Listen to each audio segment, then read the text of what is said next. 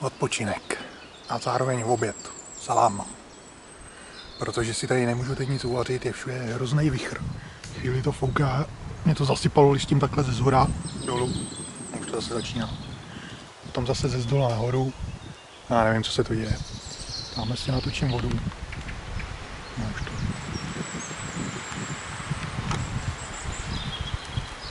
Doplním, ještě teda mám tady trošku. Ale tamhle to vypadá, že to bude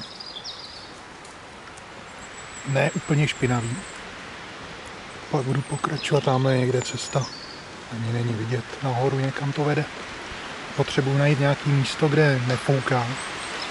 A co se tu děje?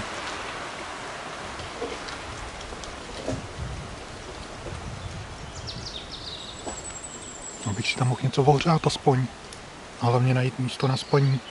I když ještě asi není ani poledne, takže mám čas.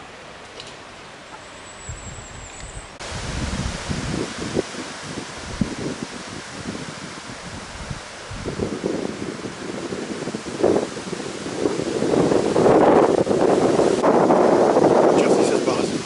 Všude vichr všemi směry. Na kopci, v údolí, u potoka, všude.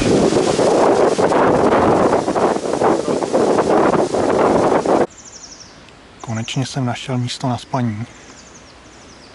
Ono se to nezdá, ale najít místo, kde není vítr, aspoň ne tak strašný, je docela problém. Ale nakonec se zadařilo. Bude to snad lepší než včera. Akor ráno to jsem musel rychle utíct, protože tam fučelo úplně strašně. Jsem si tam chtěl ještě uvařit čaj, nějakou konzervu ohřát a doplnit vodu a tak. A umýt, vyprat něco. Ale nemohl jsem, protože musel jsem ho tam tu pryč. A teď jsem konečně našel tohle.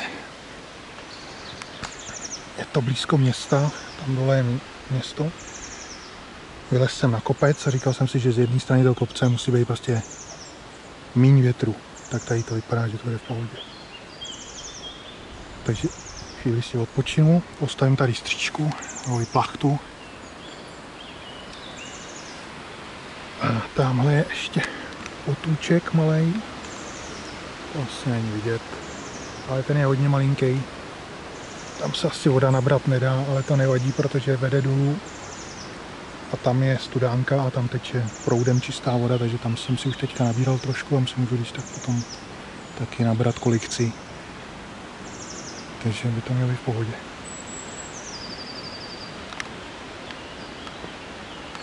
Tamhle nahoře je vidět, jak ten vítr teďka teda fouká jako normálně ještě, jo.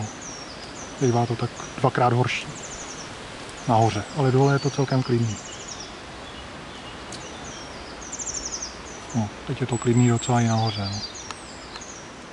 Tak uvidím. Ještě bych si chtěl taky uvařit čaj konečně. Konzervu ani ne, já nějak nemám hlad, jím jenom z donucení. Ale tamhle někde, u toho pařezu třeba, bych si mohl zkusit uvařit něco. Tam by mohlo foukat ještě méně.